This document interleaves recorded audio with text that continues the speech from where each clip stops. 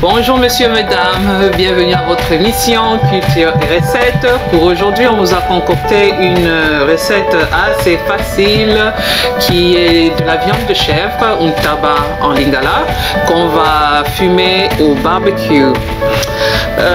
Notre recette, c'est une recette qui est plutôt facile, on n'a pas besoin de beaucoup d'ingrédients car nous sommes plus à la recherche de cette saveur plutôt fumée que vous obtenez pendant la cuisson et par conséquent on ne veut pas trop que cette saveur soit effacée en mettant trop d'épices. Donc on va faire simple aujourd'hui. Nous avons à peu près 3 tiges d'oignons verts, également 3 tiges de persil, j'ai 3 à 4 cloves d'ail, j'ai du sel, j'ai ma muscade, j'ai du vinaigre et mon huile d'olive.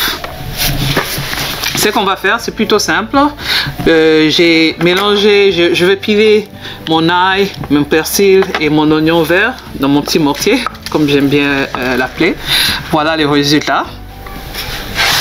Une fois que c'est fait, je vais rajouter mon sel, un peu de muscade pour donner cette petite saveur du terroir qui est dans la muscade à la particularité. Voilà. Je vais tout mélanger, je vais juste mélanger rapidement au reste de mes épices vertes. Et on passe à l'étape suivante. Voilà, nous avons à peu près, c'était 1,5 kg de jambes de chèvre que j'ai acheté chez mon boucher, à qui j'ai demandé de découper son morceau pour que ce soit plus facile à préparer. Comme vous connaissez, la viande de chèvre, c'est une viande qui peut être assez dure et qui demande une longue préparation et aussi une longue cuisson, juste pour la rendre tendre, sinon ça devient immangeable. Voilà.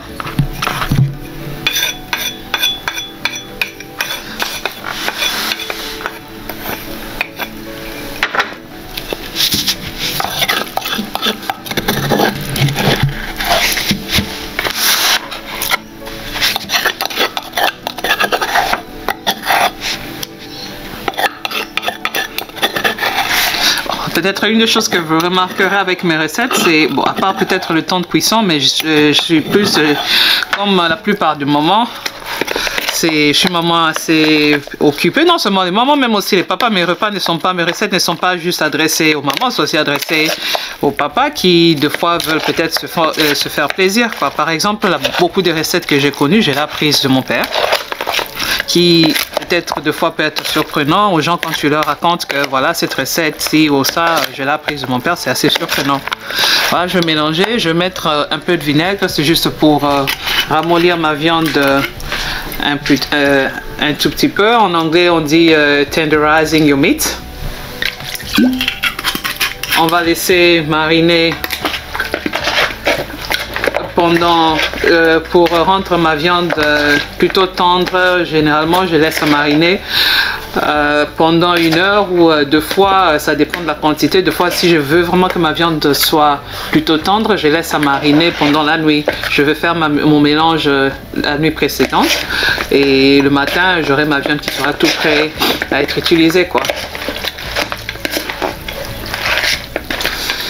Là, on va mettre juste un tout petit peu d'huile.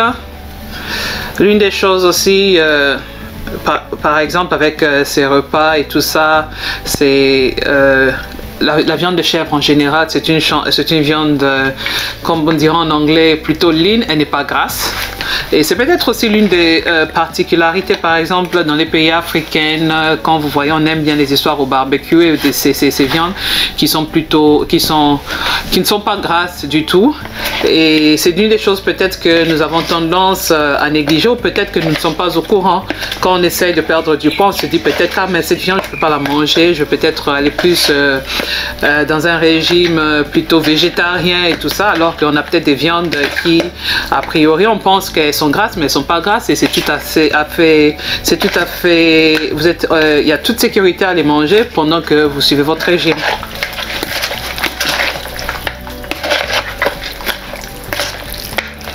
Voilà, on a mélangé notre viande. qu'on va faire reposer pendant 2 heures avant de pouvoir le passer au barbecue. On se voit plus tard. Voilà l'un des de mes petits secrets pour avoir cette saveur plutôt fumée. J'ai tendance à mettre 1 ou 2 petits morceaux de bois. Au Congo, quand on fait ça, on met le petit morceau de bois qu'on appelle les konis.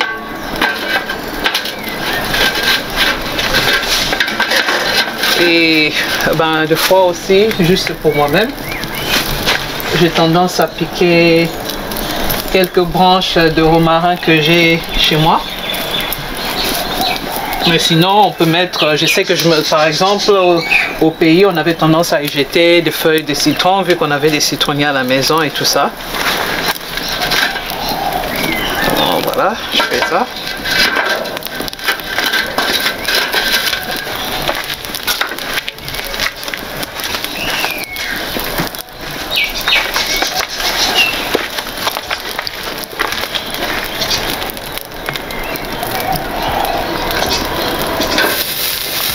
On va déposer nos morceaux de viande.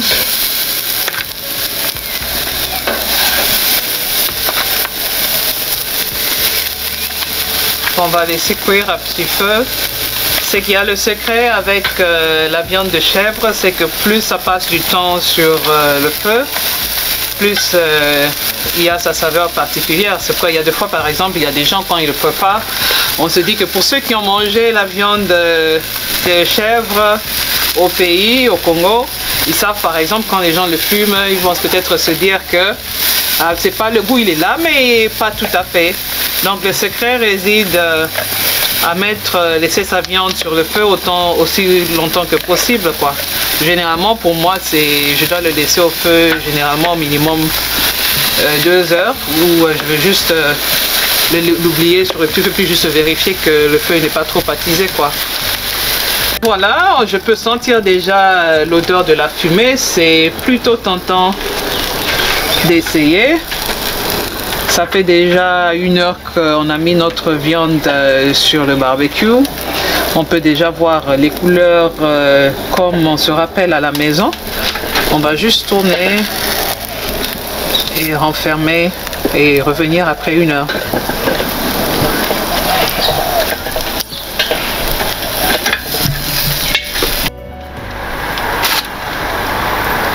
Voilà, messieurs, mesdames, 2 heures plus tard, notre viande de chèvre est prête à être préparée. Regardez-moi ces couleurs, couleurs de fumée.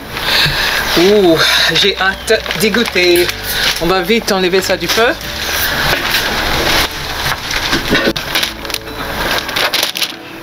La raison pour laquelle j'utilise du papier pulvérisé, c'est juste bon, par rapport au pays, quand on utilise du papier, la viande est emballée dans du papier.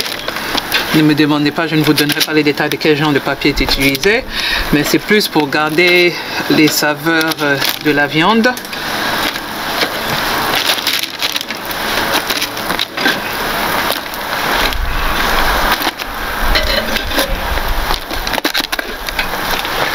Et voilà, regardez-moi ça.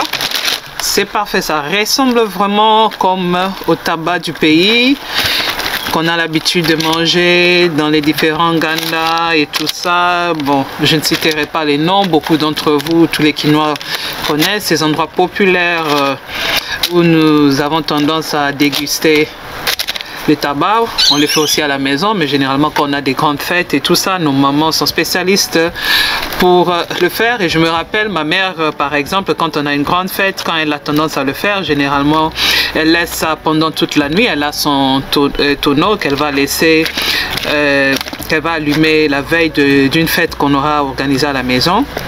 Elle mettra ses morceaux de bois, allumera ses morceaux de bois et laissera la viande pendant toute la nuit. Nous revoilà, messieurs, mesdames, après la cuisson de notre viande de chèvre ou de tabac. Voilà comment est-ce que ça se présente.